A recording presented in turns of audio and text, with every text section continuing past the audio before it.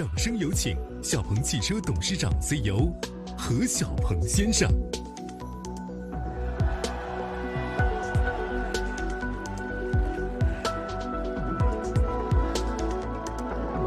非常的开心啊！这个线上还有现场的朋友们，大家晚上好。我是小鹏，欢迎大家参加今晚的发布会。今天是一个很特别的发布会。我刚才站在边上候场，我想到了当年 G3 我的第一台车的发布会啊，一晃已经10年了，这家公司。今年是小鹏汽车成立的第10年，创业10年，这里面今天来了很多我们的朋友、投资人都知道，投一家公司能够活10年，真不容易。我在今天要借今天的机会，要感谢在创业的路上一直支持我的好朋友、好兄弟，他们今天很多人在现场，我特别开心。今天有在 UC 创业阶段就跟我并肩战斗的兄弟们，包括在 UC 当时跟我一起奋斗的雷军雷总，当然现在大家都叫雷神了。还有我们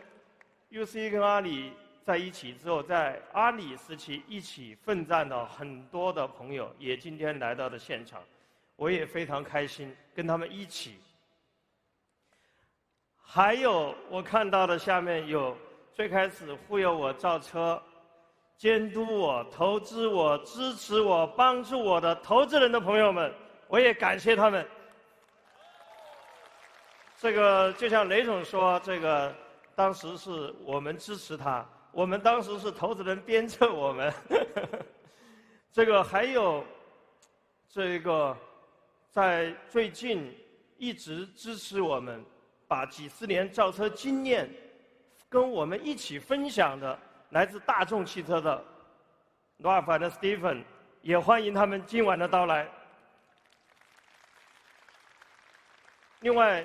在最近的几天，有很多汽车跟科技行业的前辈、兄弟、朋友们也给了我们很多的支持，包括了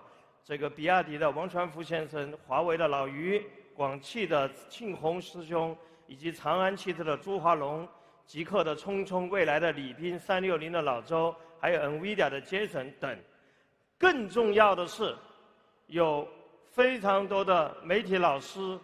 投资人、经销商，还有我们的同学的家人，更重要的是有我们一直支持我们的车主朋友们，感谢大家对小鹏10年的鼓励，感谢。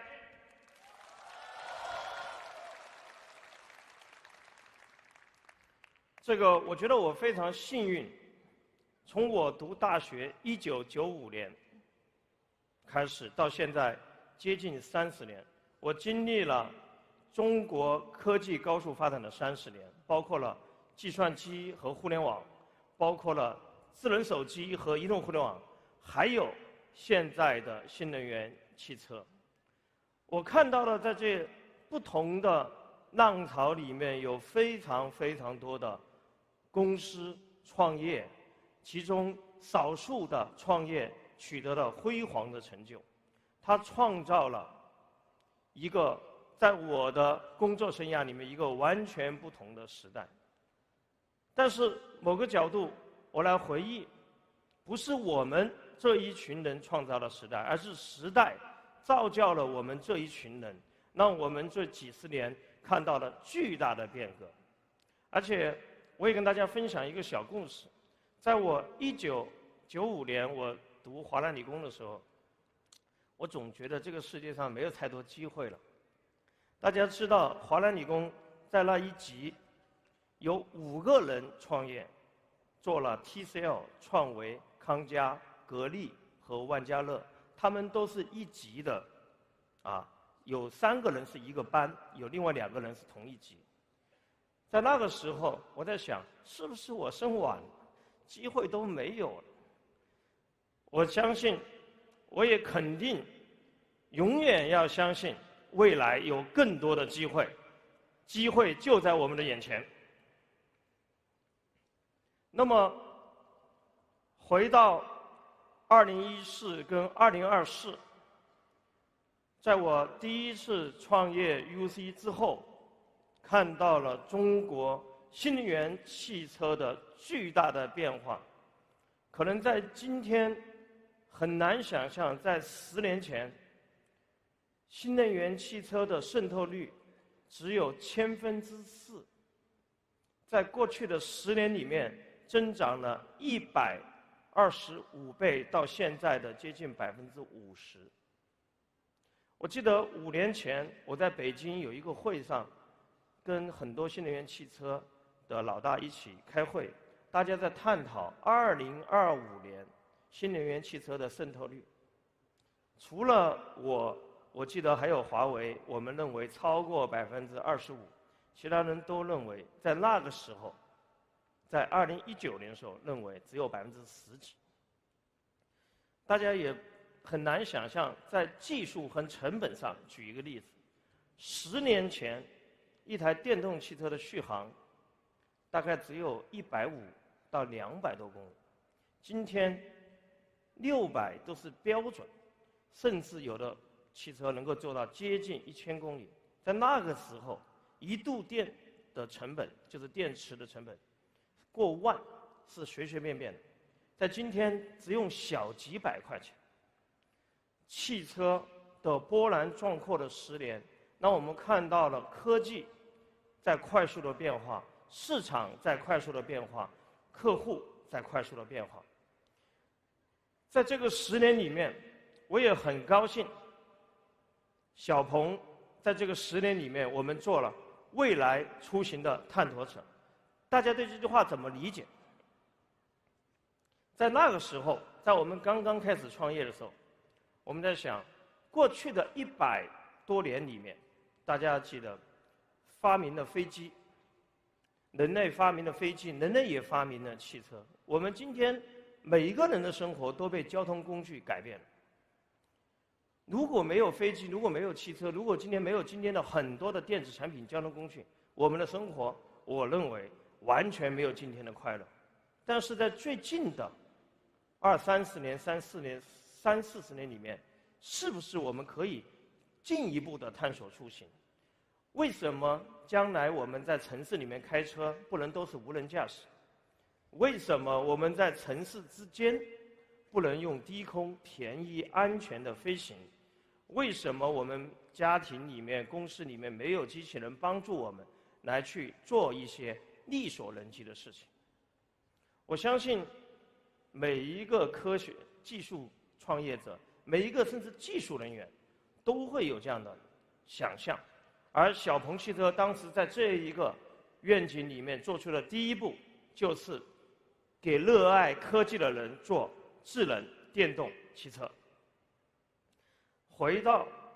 小鹏的最开始，实际上最开始小鹏汽车的成立，我觉得有3个点。第一个，在11年前，我当时想，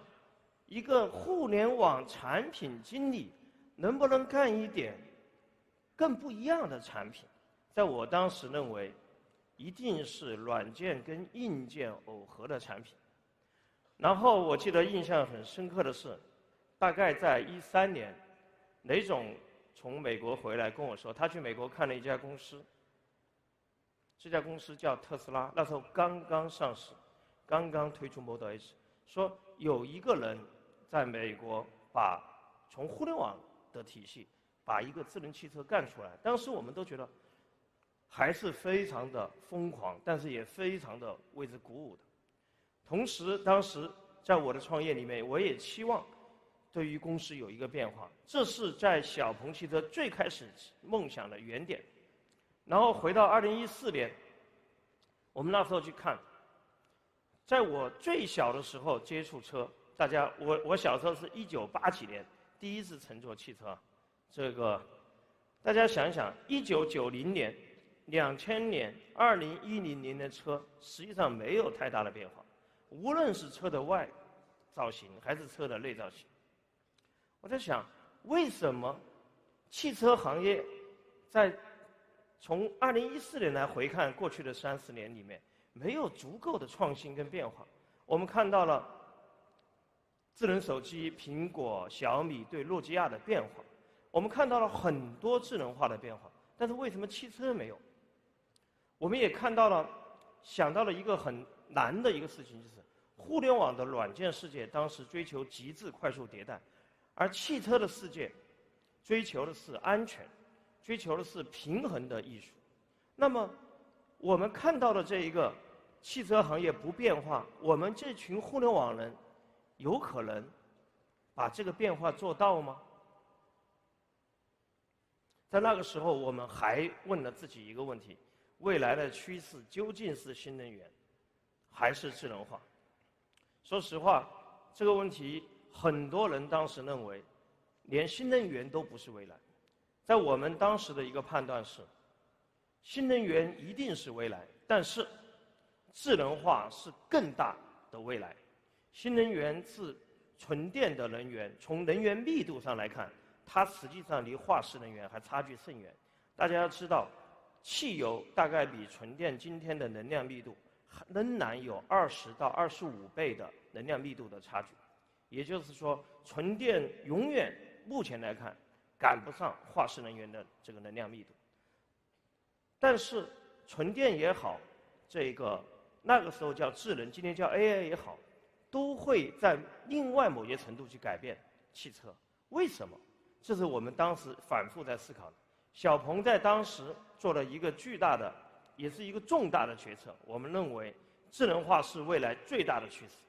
我们一定要造一台智能电动汽车，并且它还是符合中国的使用习惯，并且它可以让人支付得起。这是小鹏汽车最开始的想法。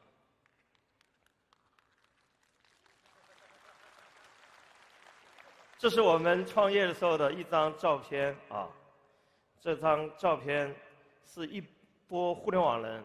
和一波汽车人一起啊。小鹏人在那个时候是互联网人加汽车人，小鹏汽车是智能加电动加汽车。因为我们的不同的梦想，所以组成了在小鹏汽车独特的基因。在那个时候，很多人问我说：“哎，小鹏啊，你跟其他汽车公司最大的差别是什么？”实际上，我们的基因不同，我们的梦想不同，所以我们一开始走的道路都不同。我记得在那个时候，我们在做的汽车里面，最开始叫做3电1屏，啊，就是3电有一个屏幕，然后把自动驾驶的泊车做进去。那么在最开始，我们走了一条不同的道路。在2014年，如果一个互联网团队说要去做汽车公司，行不行？回到10年前，到那个时候，奇瑞、吉利、长城、比亚迪，很多人认为汽车已经很难有一个新品牌了。在10年前的时候，而且那个时候大家都知道，乐视在开始造车了。在2014年的时候，大家就觉得互联网创业做一个汽车公司听起来像是一个天方夜谭。实际上，我们当时初创的团队，现在来告诉我说，那个时候我是初始投资人，他们说他们都觉得像天方夜谭，但是他们想去试试。这一个试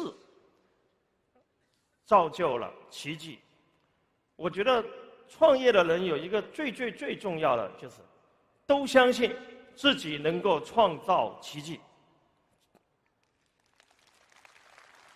我相信今天每一个人都应该相信自己能够创造自己生活上的奇迹，啊，永远不要躺平，永远不要放弃。我跟大家分享一个故事。在14年的时候，我有个朋友，他想投资小鹏汽车，我就跟他说，你可以投一点点钱，比如说20万到50万人民币。好，这个钱你即使亏了，你也不用担心。他就问了我一个问题，他说：“你觉得做汽车公司成功概率有多少？”我说现在肯定不到1%，但是过几年可能就还好。然后他就没投。后来小鹏 IPO 的第二个星期，他就来到我办公室跟我聊天，他就跟我总结了一下当年为什么不投，为什么小鹏最后又有了能够 IPO 的故事。实际上，我真的是想说的是，从创业的角度，这个不是投资人的角度啊，这个我们1个点的成功概率是不是就可以敢创业？对我来说，我某种角度真的是，我觉得是，首先你要相信能够创造奇迹，其次你要用行动不断的把1%往上去累加。所以小鹏开始创业了，最开始我们特别少钱，啊，最开始我们第一笔我记得大概在1000万人民币左右，3年到4年我们一共也才融了大概1个亿多一点点，所以在那个时候特别穷。这个我们当时招聘，我推荐了一个女孩去小鹏汽车面试，她回来跟我说，她说你们这个公司里面没有空调，在夏天全男生打着赤膊，她说女生怎么可能去那里上班？然后我就跟小鹏汽车的当时的这个同事说，我说你们上班以后要穿背心啊，我说打赤膊没有女生会加入的。后来这个女生就是这个大家看到这个大屏里面的这个在正中间的这个女生，她后来加入了啊。在16年的下半年，跟大家分享一个有趣的故事。我们第一台试制车下线，互联网人哭了，汽车人也哭了。在这里面，我们尝试想找一张当时的照片，没有，因为没有人当时有这个概念。为什么他们都哭了？汽车人觉得，哇塞，我做出一台车能开了，太嗨了。互联网人说，我没见过这么丑的车。他们都哭了，一个兴奋的哭，一个痛苦的哭，多难。在2017年，那个时候就像互联网的什么百团大战、百波大战一样，突然一下，像雨后春笋一样，有300家造车公司。在那个时候，真的很流行一句话说，这个是最好的时代，也是最坏的时代。我记得在那一年呢，这个阿里巴巴的蔡崇信，他听说我要去造车，然后我去他家里面跟他一起吃饭。他说他不敢相信一个互联网人要造车，他就问我，你家里原来干啥了？我说我家里我家里是自动化的工程师，干自动化的电气工程师。他说那跟造车没关系啊。他说你怎么要造车呢？造车太难了。但是幸运的是，他投了我，这里面的很多的朋友都投了我。我觉得在那个时候，我们也是300家公司之一。我们不知道谁能够走到今天，但是我们走到了。但是在2017年，我们也面临一个全新的抉择，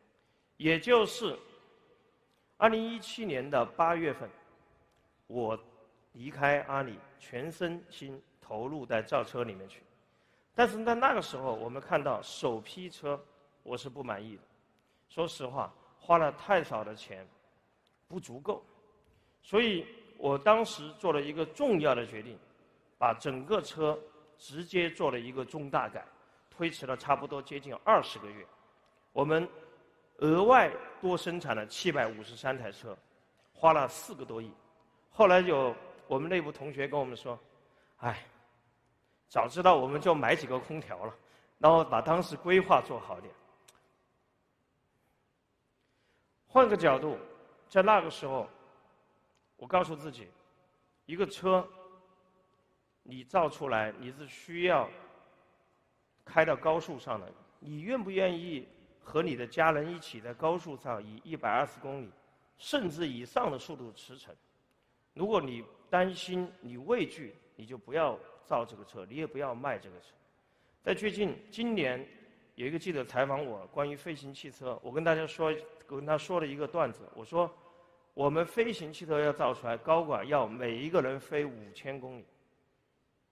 如果你不飞，你怎么能够保障这个飞行汽车是足够安全的？我们基于一个最基础的本能来追求，无论付出多大代价，都要造出对得起自己追求的车。所以在2018年，小鹏的 G3 的第一次上市，转身我们来到了2019。基本上在我的印象中间，2019年是所有造车企业最困难的时候。当时魏小李远远没有今天有名，我们3个人坐在一起，拍了一张照，下面有留言 ：PPT 造车新势力3傻，无数的问题。我记得当时我跟李斌在香港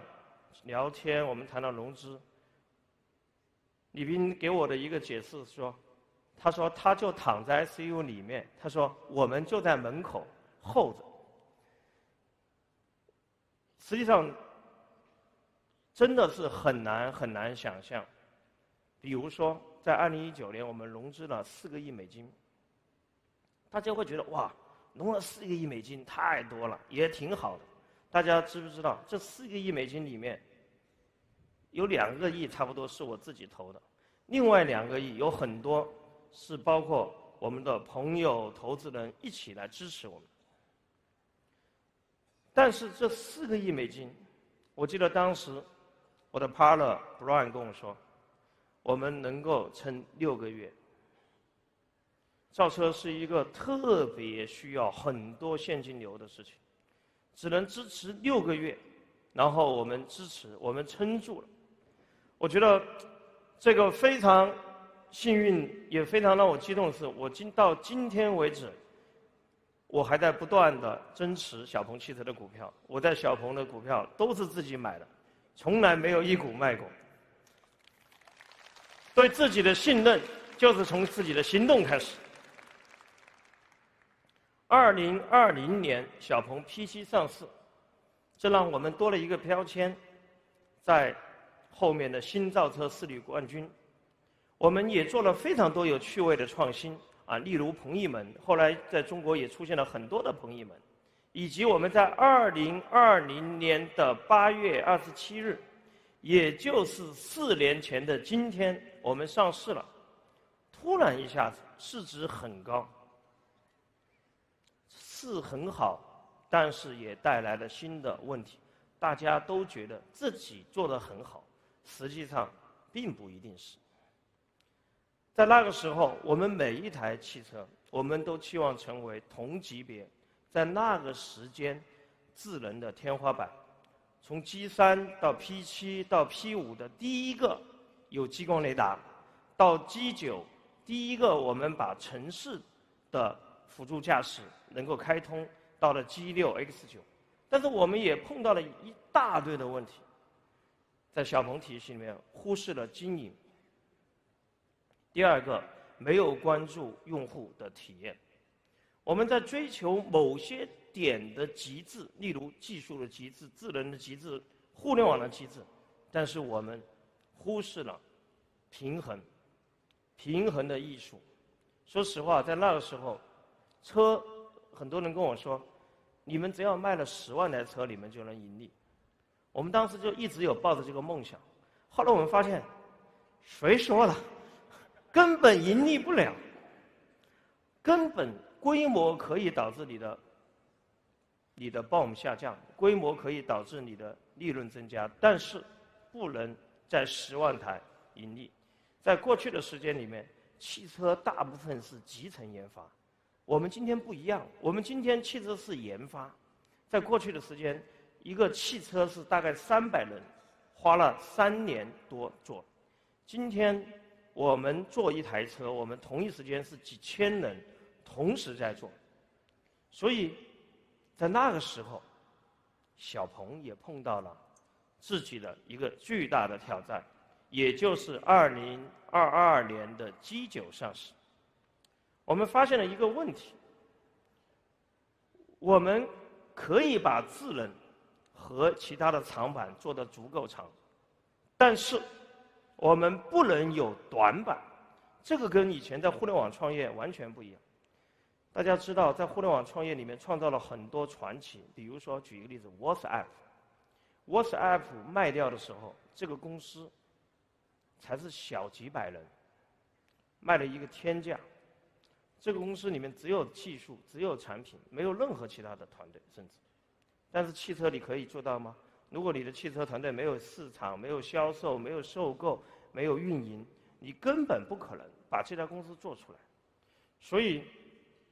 我们突然一下发现，我们有存在的特别多的短板。但是我觉得特别开心的是，在过去的2年的时间，有一句话一直提醒了我们：永远不要浪费一场危机。在最近2年的时间里面，小鹏走了从1到2，重新建我们的基础，重新补我们的短板，同时我们忍耐了寂寞和嘲笑。我相信，从下一个10年，我相信从今晚开始，我觉得小鹏会进入新的10年，小鹏会重新向上，并且行稳致远。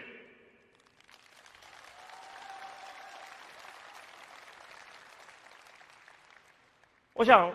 感谢的是，在过去的10年里面，很多的科技发烧友、极客和汽车的爱好者选择了我们，我们打动了他们，是用最硬核的功能，这是我们的骄傲。但是我更加感谢的是，他们容忍了我们的错误，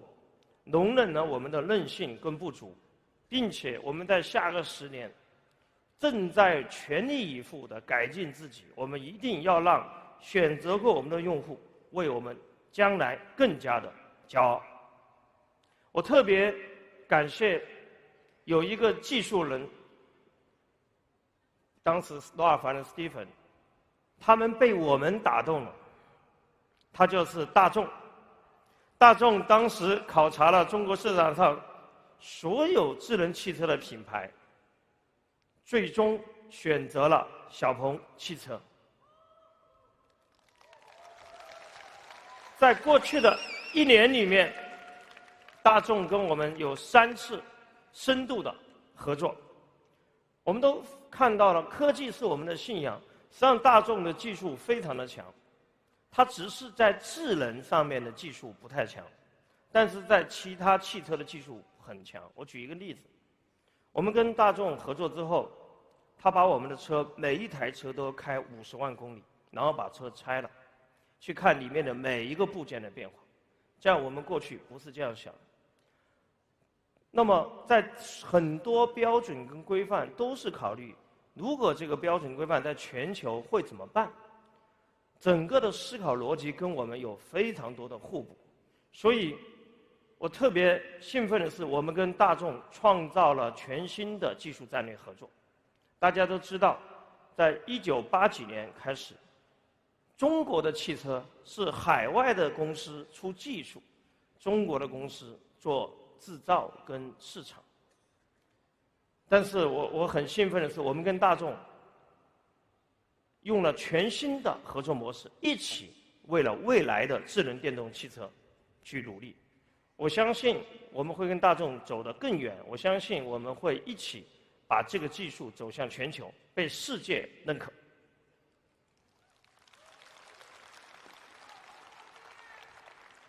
如果要选一个标签代表小鹏，我相信一定是智能驾驶。小鹏的10年刚好也看到了中国智能驾驶快速变化的10年。好多人问过我，哎，小鹏啊，为什么你们自动驾驶做得好？实际上我们做得不早。记住，在海外 Google 的 Waymo 比我们做得早，在中国百度比我们做得早，在高阶自动驾驶上面华为比我们做得早。但是我觉得有一点是很重要的是，我觉得我是一个软件工程师出身，我是一个技术产品经理，我一直都坚信自动驾驶，一直都坚信 AI 会改变这个市场，所以我们即使在最艰难的时候，都从来没有裁撤过自驾团队。坚持、专注，我认为是一个团队、是一个产品最终能够成功的重要的因素。那么，在过去的10年里面，你可以看到，我们第一批实现了中国在高速上的自动驾驶，第一个实现了在中国城市量产的自动驾驶，第一个在中国的多个城市无图的自动驾驶，第一个实现了端到端大模型的落地。我们有一个网友，有个朋友跟我们说过一句话，他说：“小鹏在自动驾驶上摸着石头过河，别人摸着小鹏过河。”我印象特别深刻的是 P7， 在当年的时候 ，P7 去做自动驾驶，这个高速自动驾驶，那个硬件就是说，整车有接近20个传感器，包括了摄像头、雷达，它怎么布置，在全球没有任何汽车做到。我们都是布上去，然后做各种各样的测试，然后去来体会。要知道，没有任何一个对标的时候，你的创新是极其困难。去年我跟余承东同学还有一个关于自动驾驶在 AEB 上的一个争论，我觉得特别好的是，让智能驾驶在市场里面获得了前所未有的更高的关注。实际上，我非常喜欢老余的性格，在那次之后跟他更熟，并且我们还在多个方面加深了合作。那么今天呢，老余最近还专门给我做来了祝福。我相信中国的智能化一定会不光是强，而且会更广泛。这是总结小鹏的过去的10年的一句话：我们一直在血海中游泳，我们相信一定会游到海水变蓝。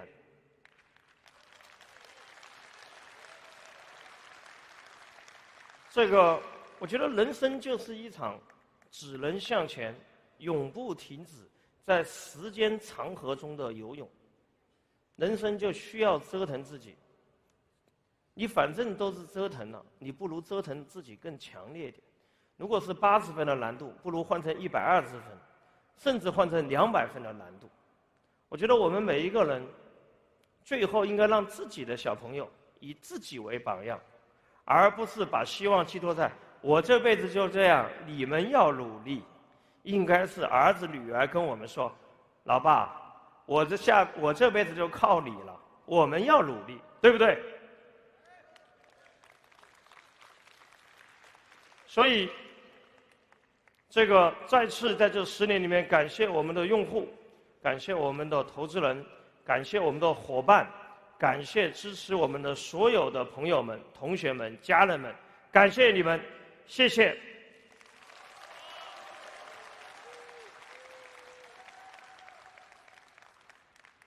迎来了小鹏的全新10年，我相信在这个10年里面，刚才我所说到的就是，第一个，我想谈一谈趋势啊，也就是我们经常所说的是赢在格局，输在细节啊。我一直都认为啊，这个格局里面就是含了趋势的方向，细节包含了执行的能力。那么这里有一张图，我们可以看到，从1990年、2000年、2010年、2014年、2024年，我相信这张图是不完整的，但是我特别想说的是，没有人可以打败趋势。就像在过去的时间里面，我们看到了很多的变化，比如说功能手机的消亡转向了智能手机。我也相信，燃油汽车在中国的下滑趋势会进一步加速。今年已经看到很多，但是在2025到2027会进一步加速。智能汽车一定会上行，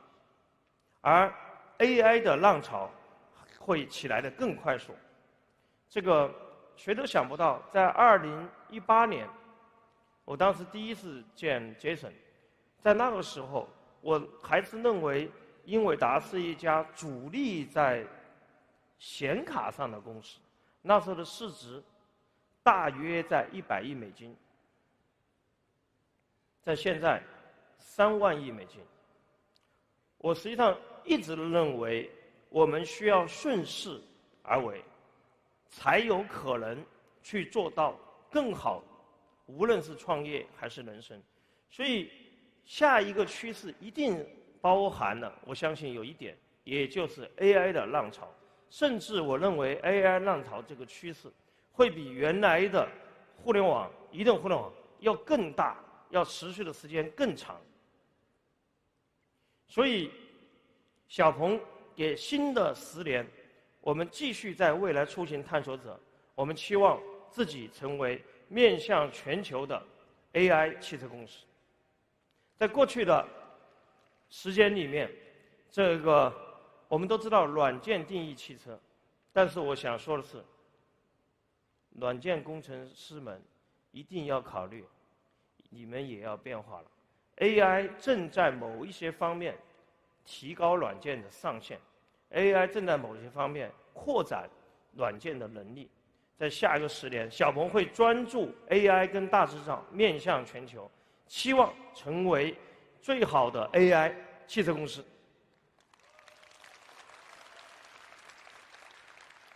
这里面我想说一下，原来叫人工智能，今天叫 AI 大模型。原来的人工智能，实际上很多的智能是用人工的规则写的，在那个时候，算法工程师是最牛逼的，因为一个好的算法，它可以解决非常多的问题。但是在今天，大模型甚至都开始会越来越发展，可能像一个 OS。它可以帮助我们打破人手写规则的瓶颈，它可能会让下限下降，但是它一定会提高上限。在过去的去年，说实话我们都不相信。在最近，我跟大家分享一些小故事吧。最近大家知道我去了美国，去开了 FSD 12.3。但是最近我们的团队在美国开了12.5，跟12.3有巨大的变化。我们的团队最近这一周在测试我们今年4季度小鹏的新版本的 XNGP， 能力是相差了数倍，也就是说整个模型的能力的提高1个季度，甚至你提高几倍，从以前的感觉到有规则的不流畅到丝滑的流畅。完全想象不到，所以我特别想说的是，请大家相信，大模型的高度会比想象的高和快。这里面，也许我做出一些不一定准确的预言啊。大家知不知道？我入行的时候，有300家新造车企业，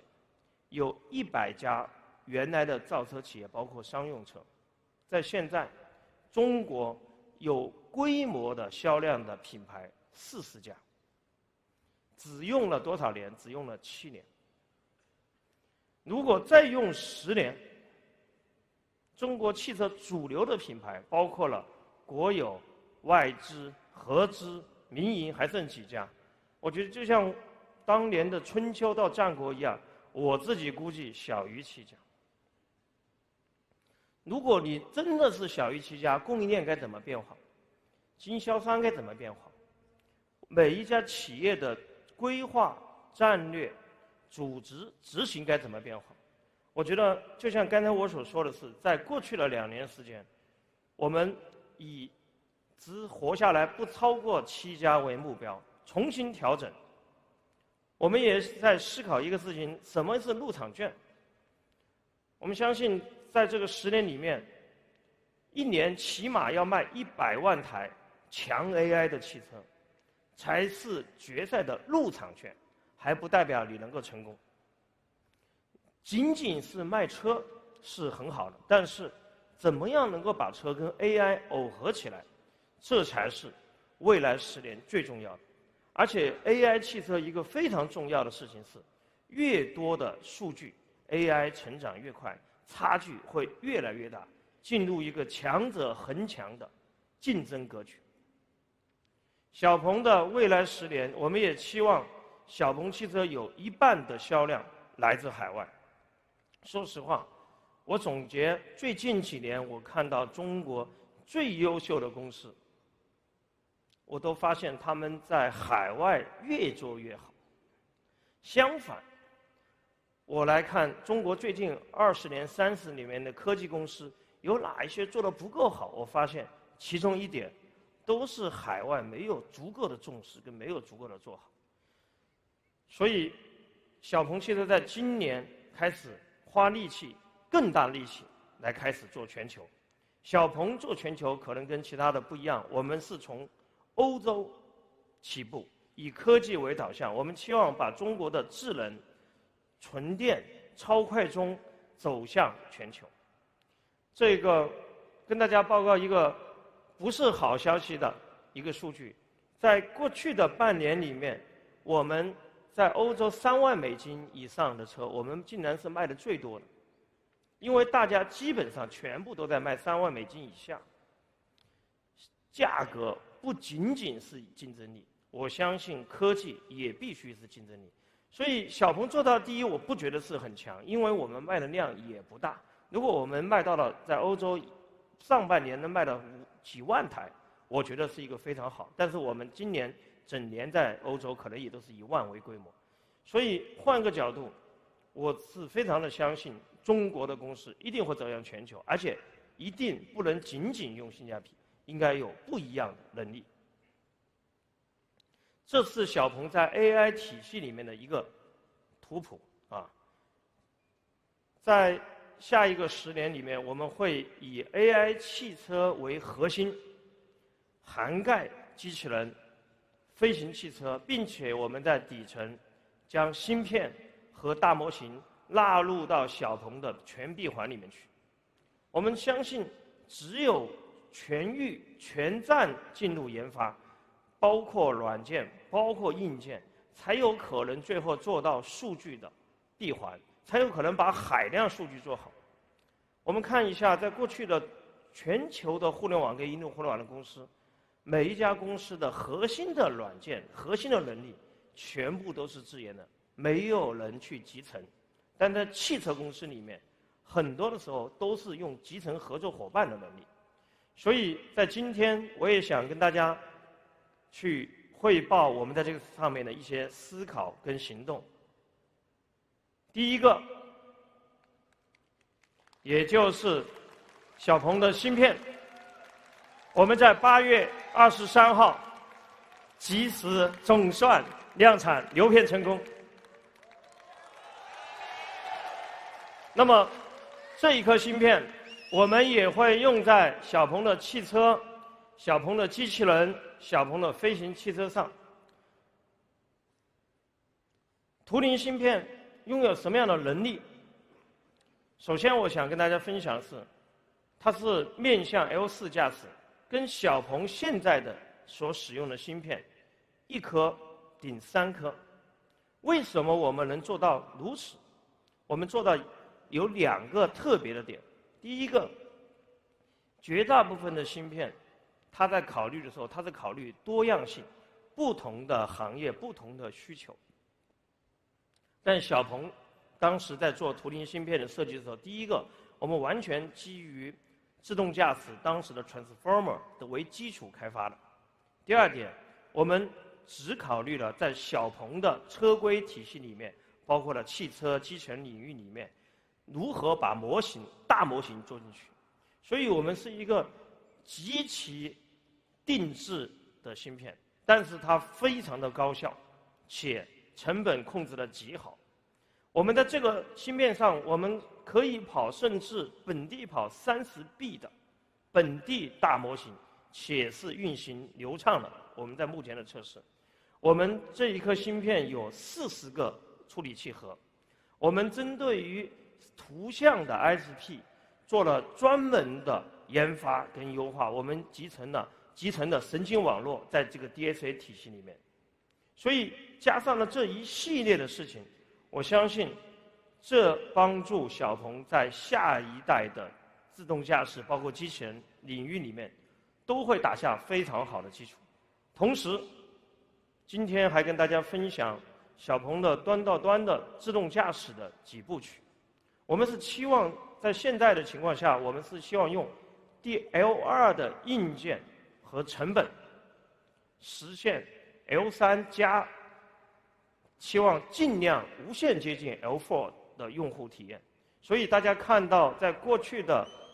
几个月里面，我们完成的第一步轻地图，从全国都能开到开始全国都好开。第二步，在今年的4季度内，我们轻雷达、轻地图，我们会做到门对门的智能驾驶体验。大家会看到，跟第一步有巨大的差距。在明年的年中到下半年之间，我们期望能够达到无限接近，甚至超越威某在美国三藩的表现。我们期望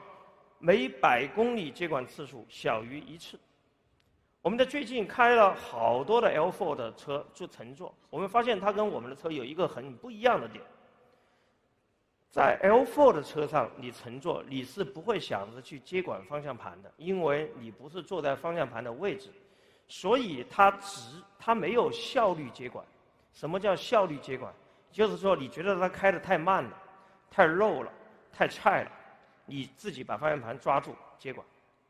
但是在我们的车里面有大量的效率接管、体验接管。一个客户不光是要他开得安全、理能流畅，更需要是他开得比我好、比我还快，还让我放心。这是在类似小鹏这样的量产车厂里面最重要要解决的问题。在更往后，我们期望我们在部分的场景实现接近 L4 的开车的体验，并且能够把绝大部分的极端的问题，无论是运动小脑的问题还是运动大脑的问题，都能够在本地全部的实现。所以呢，今天我跟大家分享一下我们在端到端大模型里面的关于视觉的变化。很多的时候，大家都知道，一个车的自动驾驶是能够看到前方的，它是有视觉能力的。但是大家可能不知道它的视觉是怎么做的。它等于是把视觉里面的每一张照片的有限的像素和关键的信息进行识别，能够看到比如说前方有多少个人或者车，但是它是没有时空的理解能力的。也就是说，它不知道在3秒钟前有一个人从右前方开始向我这边行走，因为它是没有记忆、没有存储的推理、存储等系列的能力。在原来的里面没有足够的算力跟没有足够的算法模型去解决这个事情。但是我们一直到今年的端到端大模型才能够去完全的解决这个事情。我们可以把视觉感知的信息的利用率提高8倍，我们可以从单帧变成了连续的长时间的时空理解能力。它甚至就可以解决，比如说前方有一个货车翻了，但是是白色的车顶面对着你，为什么它可以解决？它是一个时空的动态。所以在这个时候，我们为什么在今年后面的车我们可以取消激光雷达？我们看到了激光雷达不是 L2 跟 L3 的必选项，我们认为激光雷达可能是在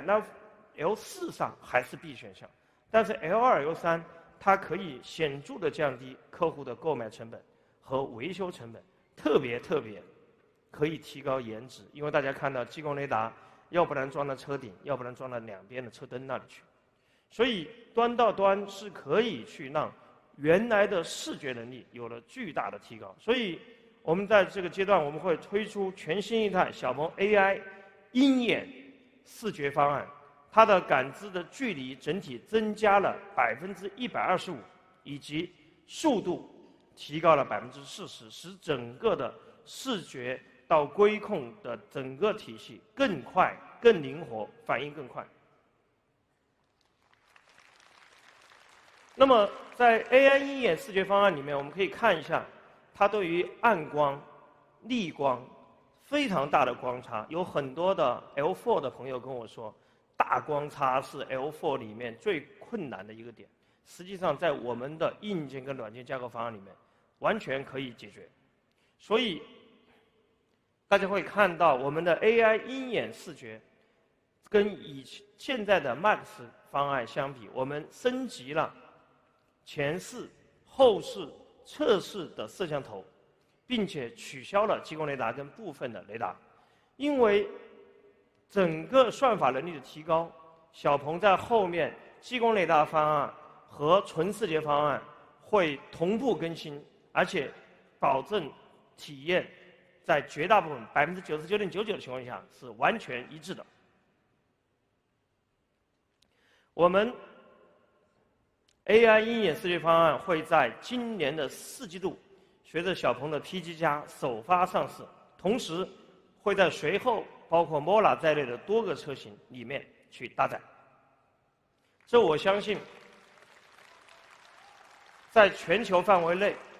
能够把激光雷达取消，且能够做到高质量、高安全的 L3 的自动驾驶，我相信小鹏是第2家。我相信在过去的轻地图之后，轻雷达的方案也会成为更多厂商的首选。同时跟大家分享一下在 AI 领域里面的飞行汽车。说实话，飞行汽车我们做了10年，在9年的内没有人信。今年突然一下，大家觉得好像有可能了。我们真的是10年的寂寞跟等待。在最近，我看到他们做了全新一代的那个整个的eVTOL飞行器，它可以折叠，可以飞行，而且飞行的噪音显著下降，接近10个 dB， 这是一个巨大的变化。我们在今年的4季度，小鹏的陆地航母飞行汽车会开启预售，欢迎在那个时候大家来看看我们飞行汽车的预售的发布会，那时候会看到真正的飞行汽车亮相跟飞行。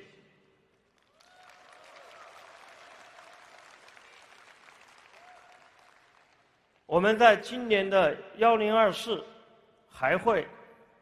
亮相我们的第2代人形机器人。小鹏在过去花了5年的时间，在不断的看机器人、实验机器人。我们做了机器马、机器狗，第1代的机器人、第2代的机器人，我们做了不同的体系。最终我们的选择还是人形。这个我真的是相信，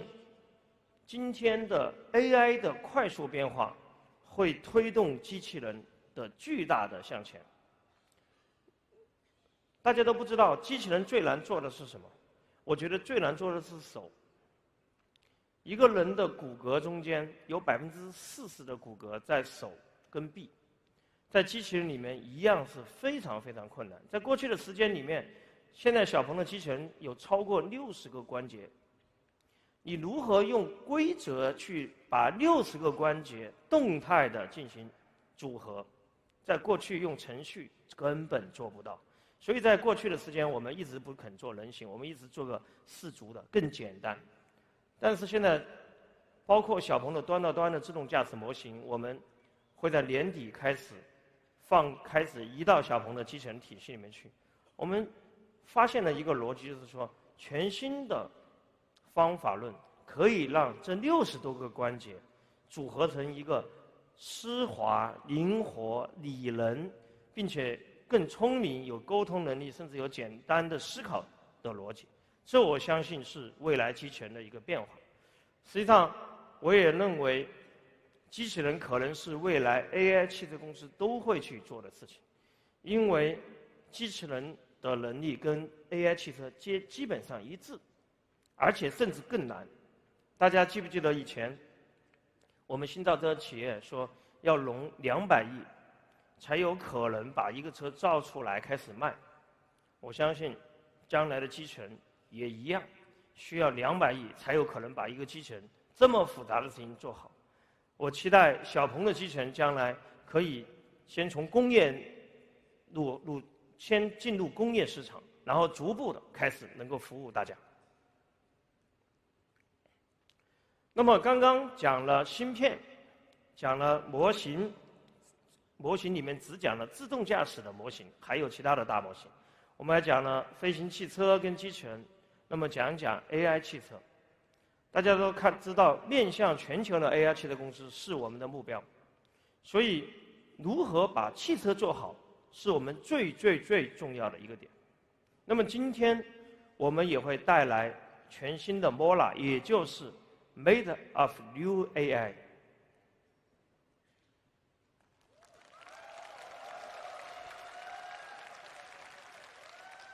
在大家可能如果不是汽车圈的朋友们，可能不知道，在20万以内的车的市场份额是超过了50%的，实际上是远超50%。那么，在过去的造车新世界之间的互相的竞争，促进科技的进步，促进体验的前进，绝大部分都是在20万以上。但是20万以内才意味着更大的市场，意味着更多的数据，意味着更多的用户，意味着可以把智能跟自由跟平权。在3年多前，我曾经说过，我说在那个时候没有人能够造出一台大概15万左右的高等级的自动驾驶汽车并且盈利。我记得当时360的老周他还不认为，他认为从手机的时代来看，智能手机的千元机应该是很快推出的，但是在汽车领域真的太难。我觉得我还想到一个点，就是 Tesla 是最开始想把 Model 3后面有 Model 2做到了大概在2万美金左右这个级别，但是在今年也跳票了，可能在以后的时间。所以要想把一台车做到既好又不贵，还带高阶的自动驾驶能力，是非常困难。我觉得小鹏今天的 MOLA 我们会做到。能做到这个，我觉得首先我要感谢滴滴跟陈维兄啊，这个我觉得正是滴滴在这个市场的认知跟坚持跟专注，加上和小鹏一起的携手努力，我们才在今天带来了 MOLA。我来说一下我对 MOLA 的这一个名字的诠释啊。大家知道蒙娜丽莎的微笑，对不对？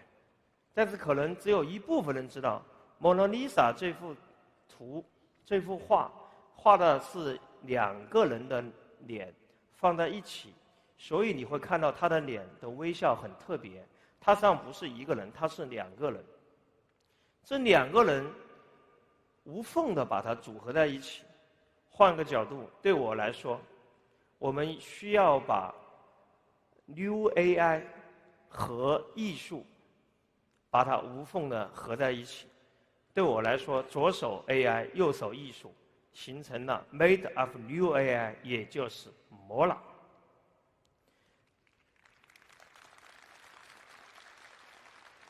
在过去的4年多时间，滴滴跟小鹏一共投入了超过了40个亿。我有一次跟陈维同学开玩笑，我说好像没有人在 A 级车投这么多钱，因为大部分 A 级车都是比如说要追求经济效益，追求成本，大部分 A 级车都是考虑如何能够出行，能够的士，所以没有人会花这么多钱去做一款全新的车，而且在体验跟能力上是向上对标20万级别以上的车。所以这是 MOLA 最开始我们去做的。所以 MOLA 一开始定义的是我们期望做一款不一样的面对个人市场的全新的轿跑。这里面有4张图，先说一下设计。实际上，这个最开始摸了，我看到的第一眼，我觉得是太漂亮了。然后这个漂亮让我来在这里面，这里面有4台车，有2台7苏7跟 P7，有2台3，这个 Model 3跟宝马3，我认为都是在20万以上的车的，在设计上的经典。但是大家想一想，在10几万的车，在10到20万之间的车的轿车，有没有一辆车让你们觉得一看眼前一亮，一看就很想拥有？有没有？以前可能没有，从今天开始 ，Mola 我期望就成为一个全新的经典。Mola 是以年轻人为目标，所以我想请我们的年轻的产品经理 Lucy 来为大家介绍她眼中的 M03。有请 Lucy。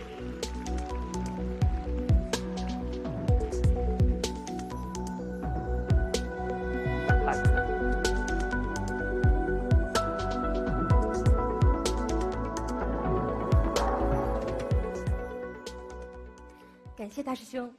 大家好，我是 Lucy。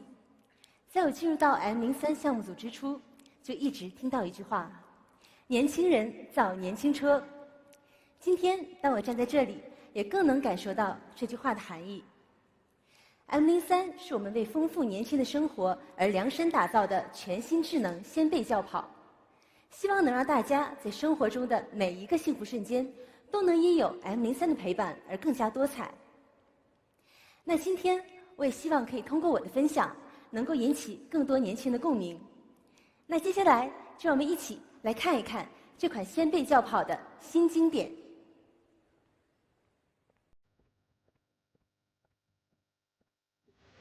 嗨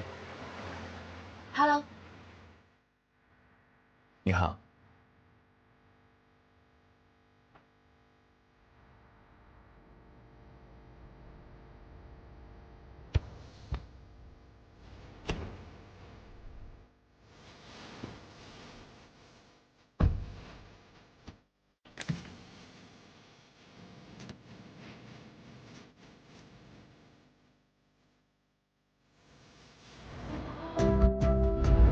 你好，小玉，打开空调。好的。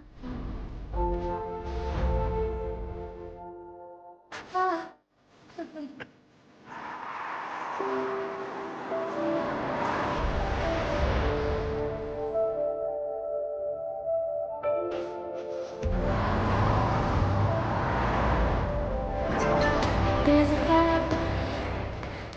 inside. We can be anything.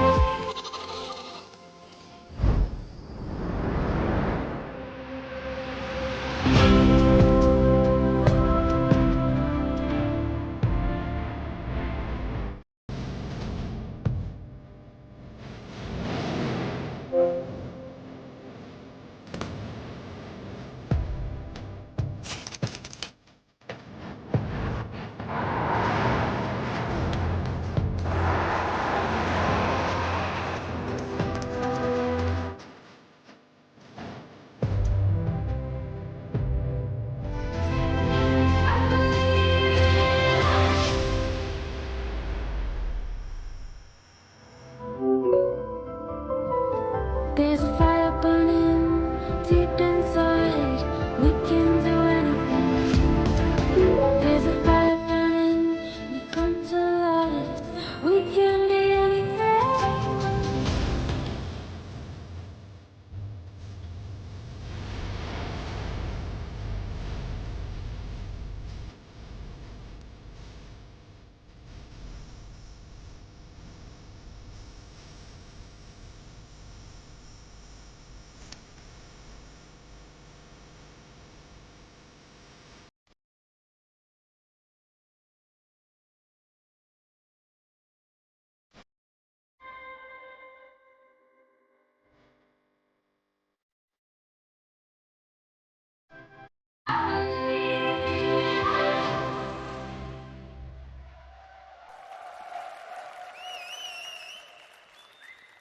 那今天说到经典，我相信每个人脑海里都会浮现出一款颜色。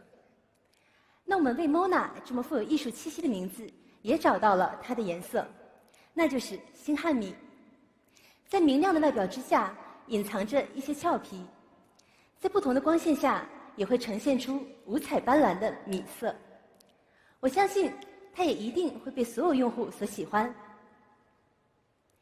M03 之所以能够做到这样越级的颜色质感，得益于我们工程师团队的坚持和努力，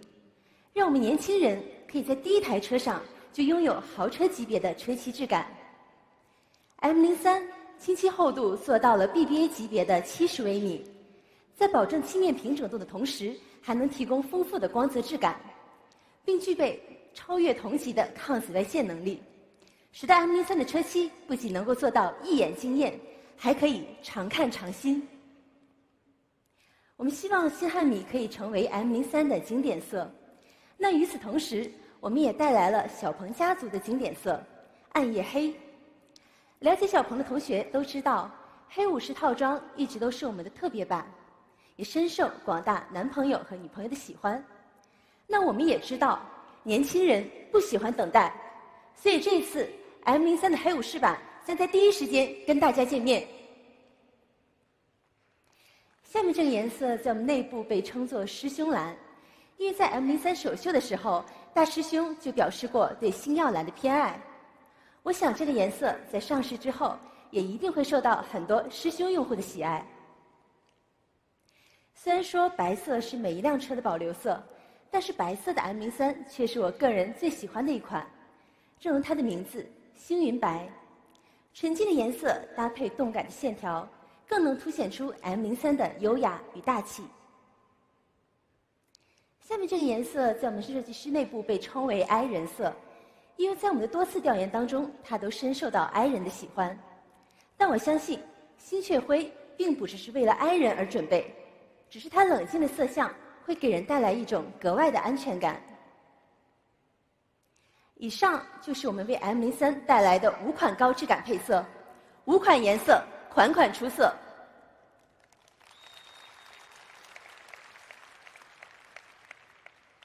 那既然在外观的颜色上我们已经如此用心，那我们同样也不会甘于如今市面上普遍以棕色、黑色为主的平庸内饰。M03 选择了从清晨到黑夜之间3种的不同色彩，晨雾灰、正午蓝以及夜幕灰，将一天的生活融入到了车内的审美之中。都说皮相美不如骨相美，如果说车的皮相是颜色，那骨相就是它的姿态。经典的车型都有着经典的姿态，就像年轻人总绕不过的3系。从燃油时代的宝马3到电动时代的 Model 3，我们也相信 M03 将会成为智能时代的新3系。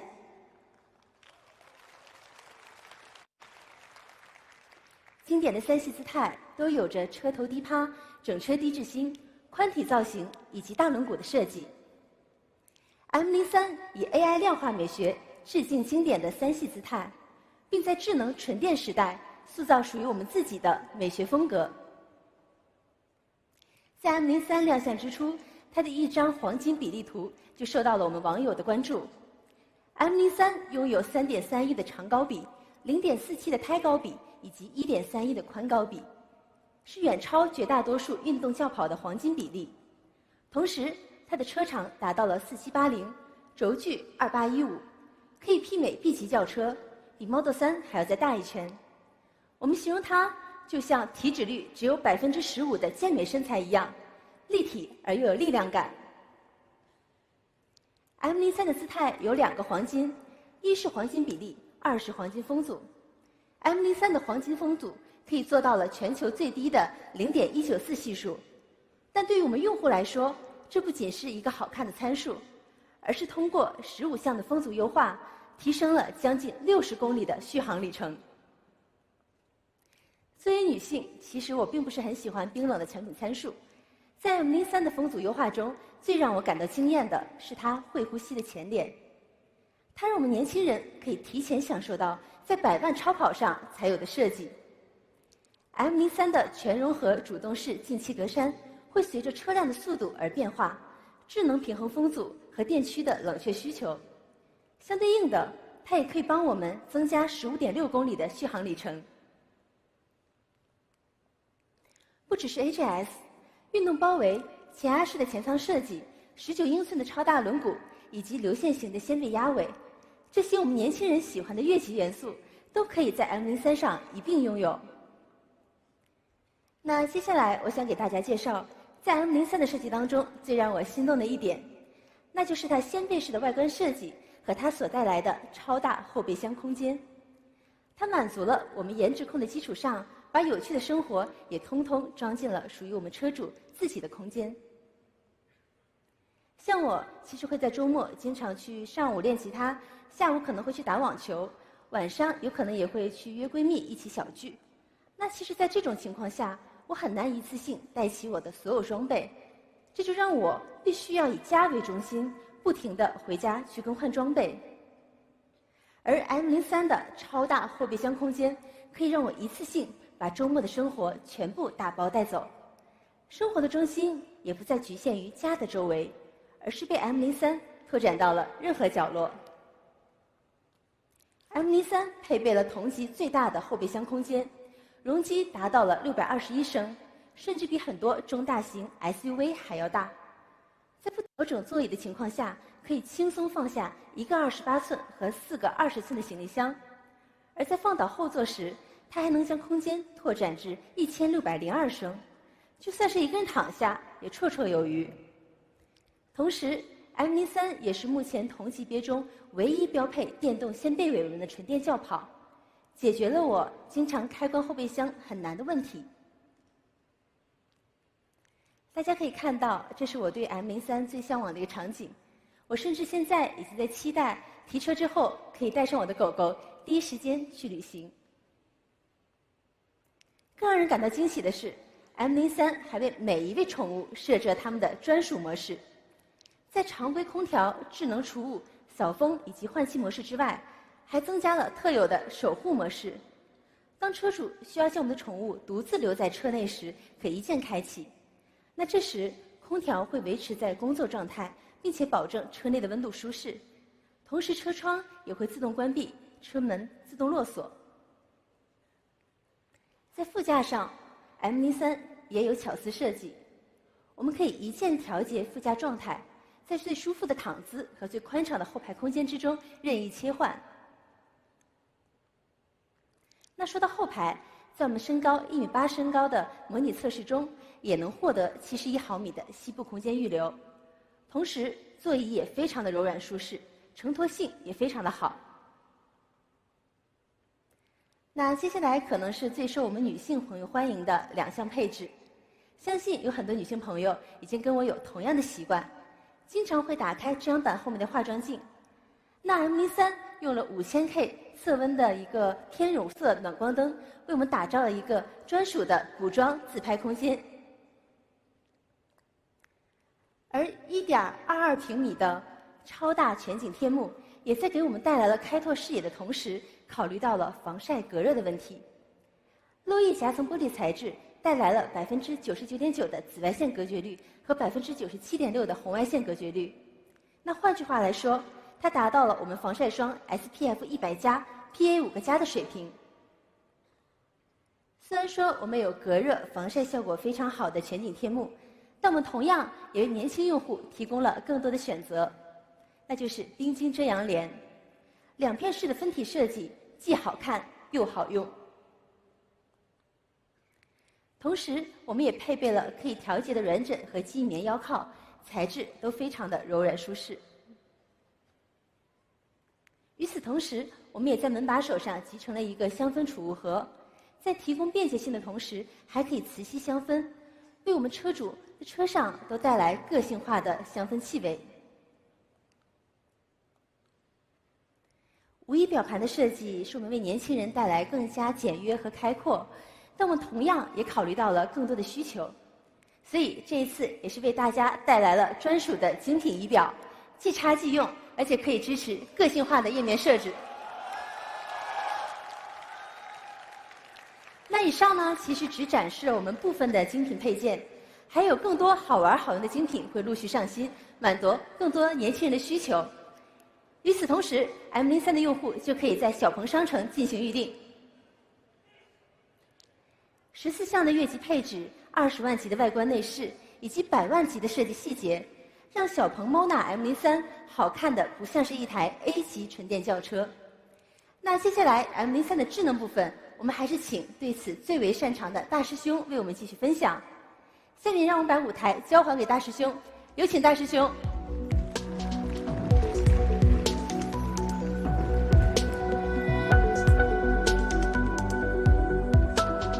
谢谢露西啊，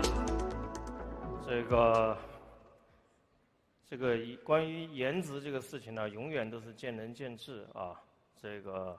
所以呢，我们现在越来越让年轻的同学，特别是年轻对颜值有最挑剔要求的同学，去重新来看，不管是外造型还是内造型。但是讲到智能，我觉得我可以上来了啊。实际上在20万以内的车，很多车的智能不太好。我们大部分人看的车都是20万以上。那么，如何把智能的能力往下放，是一个巨大的挑战。因为大家要知道，智能上的成本真的是一个非常刚性的成本，怎么去做？那么，首先我来讲一讲智舱，也就是智能座舱。这个大家都知道，在我们的数据统计里面，在用户使用的最主要有3个能力，第一个是语音、音乐跟导航，这3个能力在我们的体系里面周渗透率达到了99.2%。但是在原来的油车体系里面，实际上大家不是很多用。为什么？因为电动汽车有一个很大的特点是安静。油车的很多的车，好的车甚至有很强的引擎的声音。引擎的声音越响，你听音乐的可能性就越觉得不够好，因为你需要比较大的声音听音乐。如果整个车的声音比较响的话，你用语音跟它交互的可能性会更低。所以在油车的体系里面，大家会看到音乐听有，但是听得不多，语音大部分都没有。那么地图呢？大部分油车跟20万以内的车，他们的整个的原来的设计，地图的导航实际上是非常不方便。所以这3个功能在小鹏的 MONA 体系是着重设计。第一个，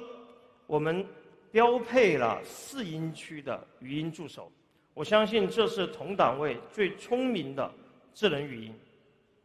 那么我们期望让用户可以做到能动口的就千万不要动手啊。那么在这个领域里面，小鹏的多音区是全国是我们在车里面最开始来去创造出来的，所以我相信这块的实力无需我更多的描述。我在今天特别想重点讲一讲的是音乐。我觉得 MONA 的音乐是超出我所想象的。我在 MONA 里面听了好多次不同的音乐。我觉得首先在音乐上面，我要特别感谢一个人，就是陈伟。我在跟陈伟聊这款车的时候，他跟我讲了非常长的时间，为什么要把这个车的音响做到，还别说是10到20万了，我甚至认为30万、40万这个级别。那么他认为，在一个车里面最主要的就是要听音乐。那么为了这个事情，当时 MONA 的最开始的团队到处去试100万级的音响，在听他们为什么能够去把音乐做好，以及建立了一个软件上全域自研的一个体系。那么在硬件上，包括控制器部分也参与了开发，所以花了足够大的精力。我们来看一下，在 MONA 的音响有18个扬声器。那么我们跟声学巨头 PSS 一起合作，将这18个扬声器放到 M03 的座舱里面，提供了7.1.4的全景声场布置，尽量完全的还原整个音源的本质。这还给大家带来，而且整个的能力还给大家带来更多个性化的调节。我们可以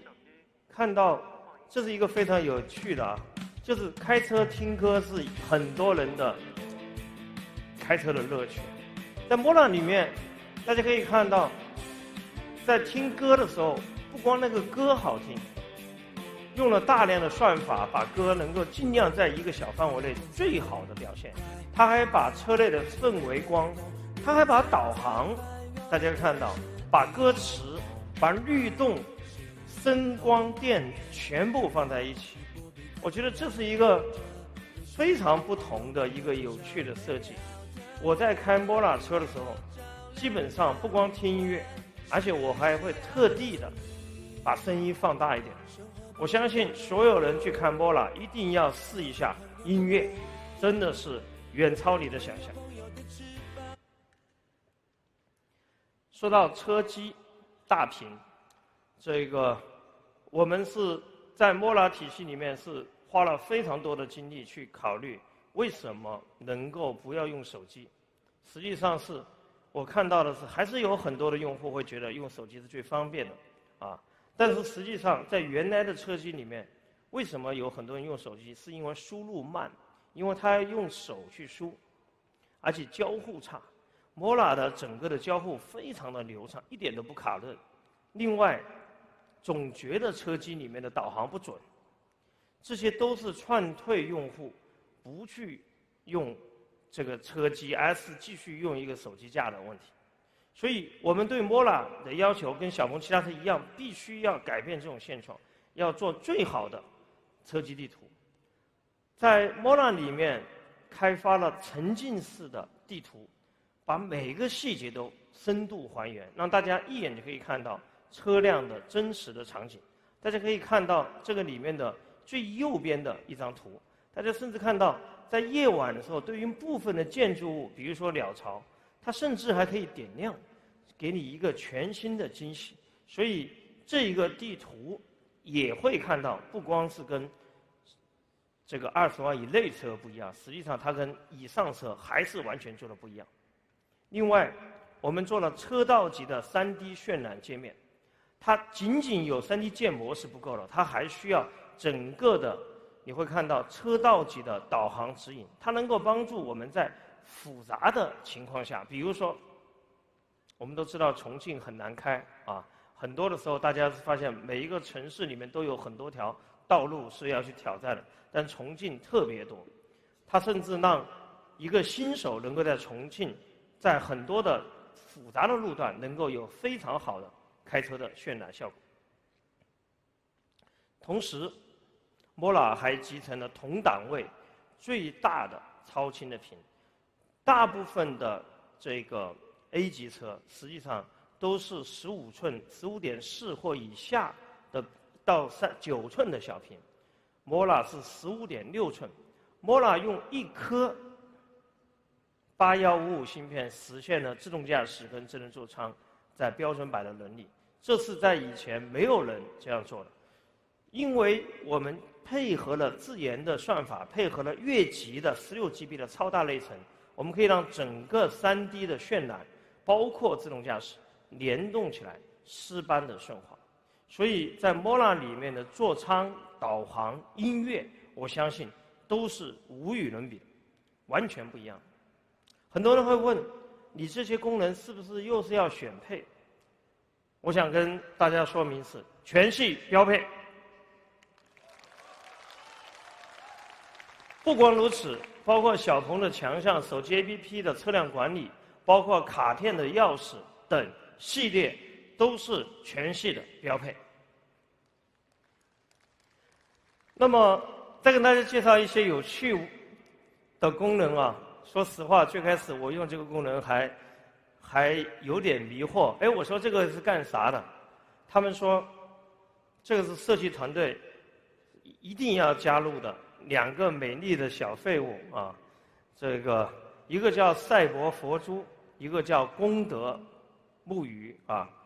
我花了一点点的时间去理解它。我跟大家举个例子啊，我开车呢是很追求效率的，我也很见不惯别人开车不是很文明的开车，比如说这个切线的时候不打灯呐，有时候随便从车里面丢一张垃圾啊。那这个时候你能怎么办？有时候你按一个喇叭抱怨一下。但是我最近开摸了，当我看到不爽的时候，我就敲一下木鱼，然后我发现我一天可以敲20多下，然后我就知道我开车原来有多少不爽，然后通过这个统计，我觉得我的心情会好非常多。我觉得敲一下，我觉得就是释放一点点这种心情。我觉得有趣但不无聊的小功能，希望我们可以让大家喜欢啊。所以 Mola M03 好用又有趣，也我相信是同档位最好的智能座舱。那么这个包括了大屏、语音、人机工程学的设计的座椅等，但是我特别还是想强调是音乐一定是这个车与众不同的特点，希望大家一定要去现场去体会。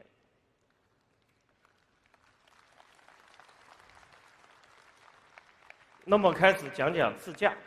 啊，在 Mola 我们期望不同产品满足不同的需求。实际上在这个里面，我们最开始用户调研还非常困难，因为在以前，在20万以内的车，没有车把高阶自动驾驶做到这个车上面去。我们在最开始用户调研去问，说你需不需要？大部分人都说需要，但是如果告诉他我要加很多钱，可能也有很多人觉得不一定那么需要。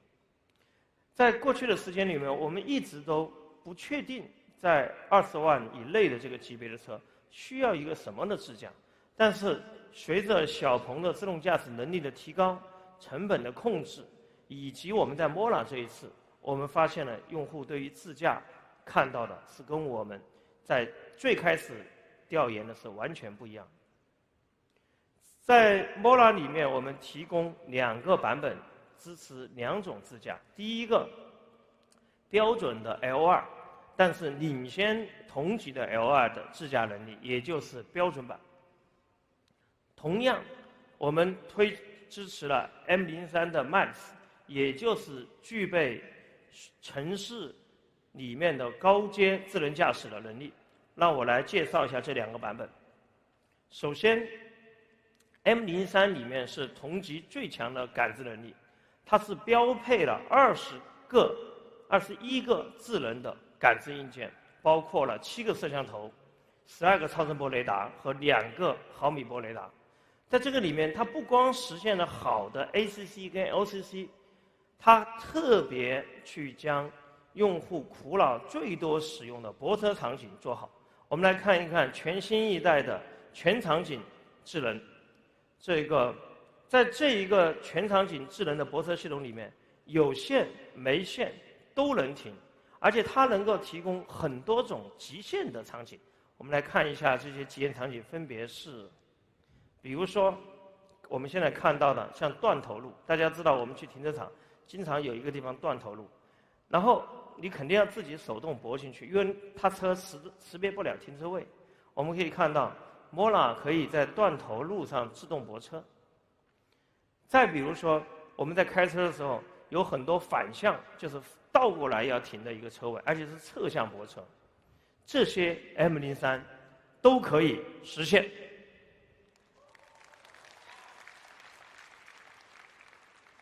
我们也带来了 Max 版本，我相信它绝对是20万以内唯一的高阶自驾。记住啊，这个甚至有点小骄傲的说，很多人说城市自驾就是高阶自驾，那可不一定。城市自驾要做到如丝滑般流畅、更安全、可升级，我认为才是高阶自驾。而仅仅在城市的部分区域能够开不算。Mola 我相信推出一定是20万以内最好的，现在也是唯一的高阶支架。我们会继续实现小鹏 Max 上面的所有的功能，包括不限3个不限，也就是第一，不限城市，所有城市。大家在明后年甚至会看到小鹏的自动驾驶推向全球，不限国家，不限城市。第二个，不限路线，我们的现在是不限所有的公开道路，到今年年底，我们是不限制，包括了小区内、公司内的内部的道路跟停车场，我们都期望私有的道路都不限，还不限路况，我们会覆盖掉头、环岛、窄路。在后面的时间，我们期望把越来越多小路、村级道路全部都实现。我相信这才是全国都好用，越来越好用。我们还会打通门到门的体验，也就是说，今天我们的自动驾驶在很多场景是有断点的，比如说 ETC 收费站，比如说去到一个小区或者一个地方你要吃饭，它可能有停车场的闸机，以及公司、学校、小区里面的内部的道路，门对门的逻辑的目标就是，当你走上车，你说开车去公司，他的车就从你的停车位开到公司的停车位，这是我的目标，叫门到门的自动驾驶。我再跟大家分享一些，比如说我们正在做的一些功能，比如说窄路、断头路，它都支持循迹倒车，一键回到原位。实际上，在国内这种情况还不够多，在很多的国家，特别那个路是原来建很早之前的，基本上你开车进去，你没有办法在里面掉头，必须原路返回。所以循迹倒车，一键回到原位，这是 Max 版本我们不断会去做好的有趣功能之一。再来看极窄车位，现在我已经用这个功能用的非常多了，因为我现在主要开 X9， 就是因为车很宽，然后我每天下车，然后点这个离车泊路，然后这个车就自己自动的停到这个停车位里面，我已经完全不管了，然后它会自动停车、自动锁车，然后可以离开。那么这里面举例的都是现在正在研发或者已经推出的小鹏 Max 的功能，但是也有很多朋友知道的人都会问，小鹏这个 Max 功能能够跟标准版功能一起推出吗？这个我想跟大家分享一个事情，就是说最开始我们把这个车跟滴滴一起研发之后，因为2个不同的电子电器，你要知道所有的自动驾驶都需要一套电电器的架构的体系，不同电电器在一个车里面是需要巨大的开发工作量，所以在最开始我们一直在去解决一系列的开发问题。我可以跟大家也分享一个好消息，我们的团队经过大量的努力，我们在最近才加速了我们整体在 Max 版本的整个的交付的速度。我们在 Mola Max 的 M03 的 Max 版本，我们在2025年春节后会开启交付。我相信在 Mola 里面有很多人关注自动驾驶，也有很多朋友在现在并不一定关注自动驾驶，所以我们推出来了最基础的自动驾驶版和高阶的自动驾驶版本。但是我相信这2个版本都会超越同级除了自动驾驶超越同级之外，我们在 Mola 里面还有几个特别表现不错的。第一个是整车的驾驶体验，也就是运动效果；第二个是能耗；第3个是安全配置。在这款车里面，我特别让我吃惊的是整车的运动的控制能力绝对不像一个10几万的车，非常的棒。你把这个车一开一下，你就会发现这个车加速度很棒，7.4秒的0-100加速，可能在20万级别的车里面，7点多秒是一个标准的配置，但是在10万到20万级别的车，有大量的油车或者新能源车是没有做到的。而且我们将 M03的弯道侧倾的控制做到了，甚至比越级的行政轿车还好，15%。所以在开这个车的时候，你会看到加速度、这个减速等后面我讲的这些能力都会有非常好的表现，包括了第二个就是掉头。M03的轴距是2815，是一个非常宽大的轴距，但是它的转弯半径调教到只有5.3米，很灵活。同时，这个在绝大部分的狭窄路段，我们现在看到它比更小一号的车是同等的这个掉头。在这个领域里面，第二，有很多人知道部分的电动汽车乘坐是会晕车的，所以特别是乘坐在后排，我们在 MOLA 的研发里面专门考虑到晕车这个问题，所以在晕车的刹车的平顺跟对颠簸的抑制上花了非常非常大的功夫，所以乘坐车不晕车是一个极其重要的对电动汽车的一个要求。另外，我们保证了同级别最短的安全制动，也就是35.6米的安全制动，它甚至优于部分行政级别的轿车的舒适性。底盘，特别想强调底盘，有很多人说，MOLA 是一个 A 级车的底盘，但是我想说的是，同级的底盘，我们绝对做到了 B 级的越级的调教。要做到这些能力，它来自于小鹏对于底盘这一次非常高标准调教。我们这一次把 AI 数据的模拟跟现实来结合起来调教，做到了14.2的黄金转向传动比。那么这样的话，在转弯半径小、方向盘穿数少的情况下，以及在高速的稳定性之间找到了一个非常好的一个平衡点。我们最近有特别多的朋友去试驾这个车，包括了专业的媒体老师，他们都说这绝对开起来像是一个20万级别的车。来讲讲续航啊，这个最近大家都知道我去推了一次车啊，我最近开76，在0公里以内我还开了29公里，然后就是我想我们去看一下一个车里面它到底有多省电。所以用户跟媒体经常说小鹏有反向虚标，就是你把一个车开到只有0了，背后还有29公里。所以那一次我跟大家一起去测试到底是多少公里，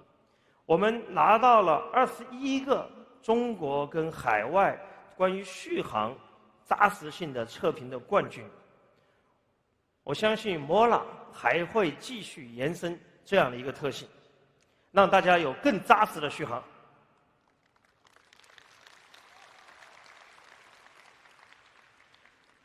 MOLA M03在续航上，在能量管理上，一直的目标都是想做的最好。为什么？只有做的最好，才能够把成本控制下来。因为续航是一个非常基础的要求，但是你最简单的方式，你可以装更多的电池，更多的电池就有更重的重量，更重的重量就有更低的续航，它是一个负向的循环，就像面粉跟水一样。但是 MOLA 目标是把能量管理做到100公里11.5 kW， 是一个极其困难的水平，但是我们做到了。我们在8月份的宁波试驾里面，甚至有媒体老师把它做到了多少 9.6， 也就是说你开100公里的能耗是 9.6 度电。如果你在晚上充电，你可以算一下这只花了多少钱啊，这个只花了小几块钱，你就可以开到100公里啊，是一个非常便宜的一个成本。实际上是，我相信在产品交付之后，甚至有的朋友能够把能耗可能控制在 9.6 以内。Mola 对于安全是非常认真跟严肃的。在滴滴跟小鹏整个的汽车团队整合之后，我们把以前所有的安全体系全部重新做了详细的分析，我们做了大量的对于安全上的提高。我在这里面举一个小小的例子，很多电动汽车的底盘跟汽油汽车的底盘是不一样的。汽油汽车的底盘如果磕到底，大部分没问题，最多是维修。但电动汽车底盘如果磕底严重，会产生冒烟，甚至起火。而在过去的车里面，对于底盘、对于撞击的防护，没有完整的标准，大部分车是120焦。但是小鹏的 Mola， 我们开始做到了700焦以上，这绝对超过了不光是20万以内，甚至30万、40万级别的大部分车都不会在700焦来做安全体系。所以除了在 Mola 里面包括使用的这个高性能磷酸铁锂之外，我们在整体的这个 NP、底部的球机等系列上面，我们做了大量的安全，我们要确保这个车的安全。在安全的领域里面，小鹏 Mola M03还拥有同档位最多12项主动的安全的配置，其中包含了我们有73%高强度笼式的成员舱身的结构，以及在整个正面碰撞里面，在设计里面我们用到的是2:5:3，是用一个黄金比例可以去来吸力和传力的这个路径，去来确保它的安全的逻辑。所以我们期望 Mola M03不光要颜值驱动、智能领先，更重要的是要有满满的安全感。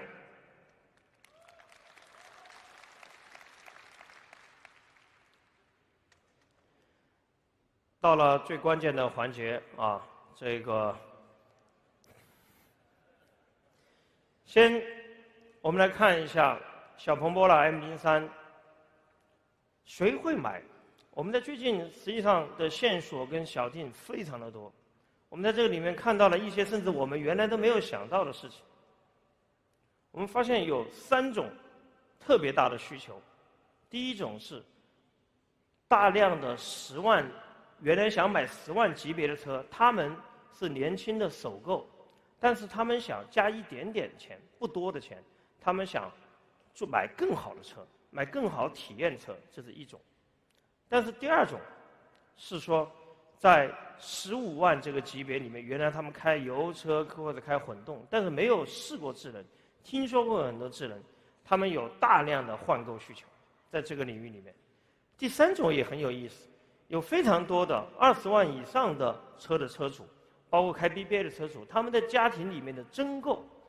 给老婆、给太太、给爸爸妈妈们要买一台家庭的增购的需求。这个时候他们也来看 Mola， 这给我们了一个非常大的信心。Mola 绝对是在10到20万车级别里面受更多用户所欢迎的越级的智能智险。所以我相信大家都非常期待 Mola M03的最终的定价。我来先给大家看一看这个，回顾一下配置表啊。这个 Mola 03配置了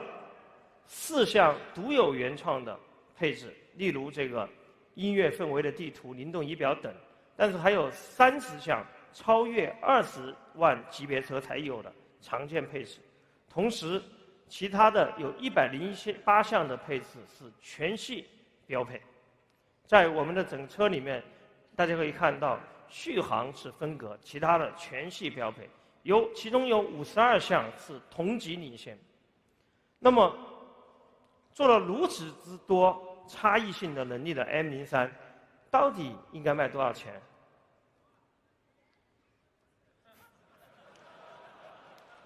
这个就像俄罗斯套娃一样，最后不断的还有娃啊。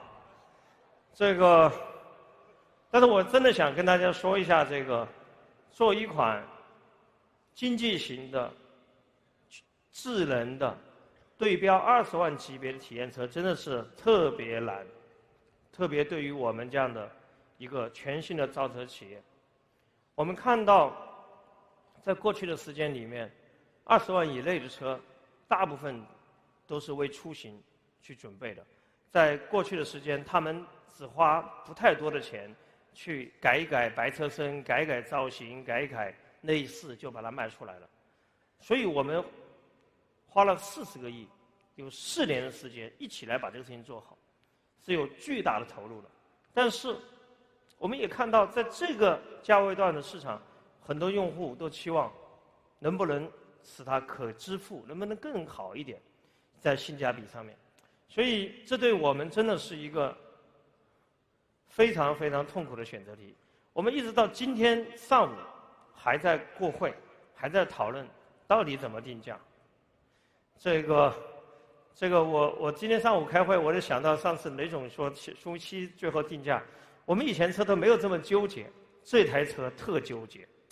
真的是很难定好价。这个觉得你去调研，所有的用户都说，我当然希望它又好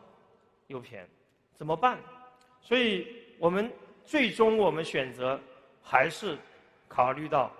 我们站在用户这一边，我们保留把所有的标配都没有减掉。实际上我们在最近还在考虑是不是有一些配置全部都不减。我们期望所有的配置都上，并且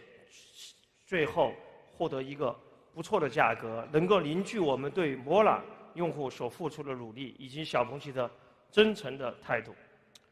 所以在今天我们才把Mola M03的价格定出来。那么第一个，我们想宣布Mola 03 580公里扎实的超长续航的 Max 版，那么它的价格是多少呢？15.58万。我相信这是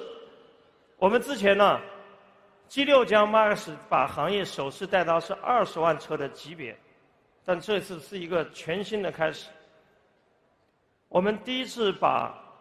高阶的自动驾驶带到一个2万美金，也就是15万级别这个档位的产品。我相信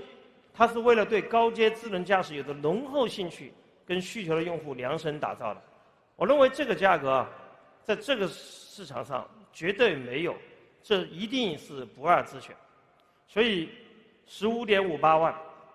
如果对于自动驾驶没有那么高阶的需求，只是关注标准自动驾驶需求的用户，我觉得可以关注我们下面2个 SKU， 也就是2个不同版本的价格，分别是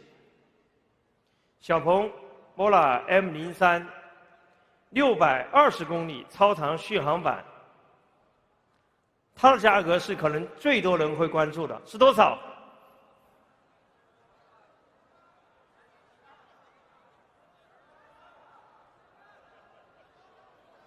？12.98万。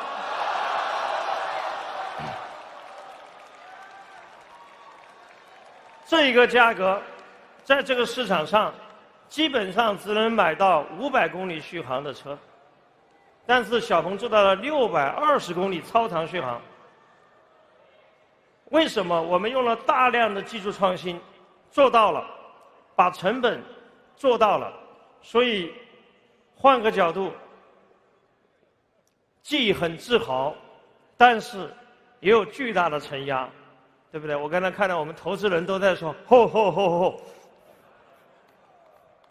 那么这是第2个配置，第3个配置是 M03 515公里扎实的长续航版，也是最后一个版型，它的最终价格是11.98万。我相信这是在整个当前新能源汽车上，在如此之好的一个车上做的最大的诚意。在这个背后，是我们所有工程师的努力，是我们给那些刚刚初入职场、热爱生活、喜欢科技年轻人的最好的礼物。所以小鹏 Mola M03 一共有3个版本，分别是515续航的11.98万、620超长续航的12.98万，以及580超长续航 Max 版15.58万。我想跟大家再次强调的是，小鹏的续航比大部分电动汽车更扎实。我们之前的车跟友商相比，他们的打折率是我们的甚至的9折，甚至8几折。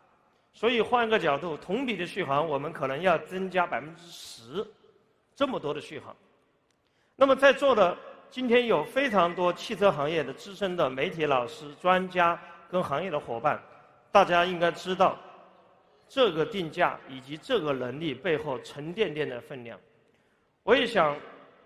让大家可以知道，刚才为什么我说这个定价的过程是一个非常艰难的决定，因为在我们团队内部，很多人说这么好的车完全可以加1万到1万几千块钱，是绝对可以的。但是我们还是期望以最大的诚意回馈多年热爱小鹏、支持的小鹏用户。我们期望更多的用户能够享受到科技平权、科技进步给每一个人带来的巨大变化，这也是我们的使命。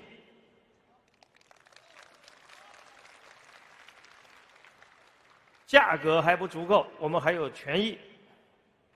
我们给喜欢 Mola 的用户准备了首销的大礼包，在2024年10月31日前下定的用户可以享受到价值4000元的音响升级，也就是说，所有人会享受到18个音响，以及对于标准版有8000的商城积分。对于 Max 版还有3万的商城的积分。特别我想强调的是，对于小鹏过去的所有的老用户，无论是增购还是置换，我们这次都给出来了4年每年1500度电的电卡，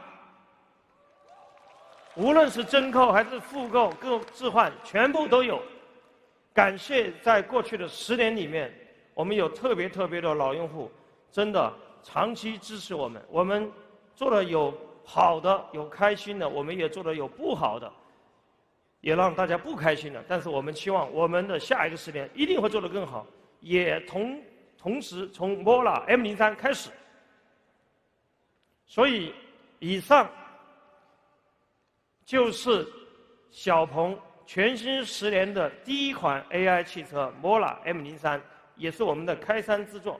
这次我想 Mola M03 不光是